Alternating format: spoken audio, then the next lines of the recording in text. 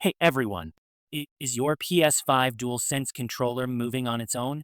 Stick drift is back, but don't worry, I've got solutions for you. First, what not to do. Don't take your controller apart.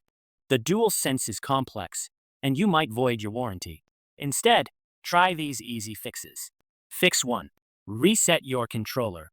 Use a paperclip to press the reset button on the back for 5 seconds. Plug it back in and press the PS button to reconnect. Fix 2. Update the firmware. If your PS5 asks for an update, make sure to install it. Fix 3. Use USB mode. Switch to USB communication instead of Bluetooth to rule out wireless issues. Fix 4. Manually adjust the sticks.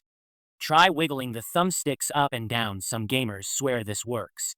Still not fixed? Contact Sony support for a free replacement instead of risking your controller. Like and share if this helped. Subscribe for more quick fixes. See you in the next one.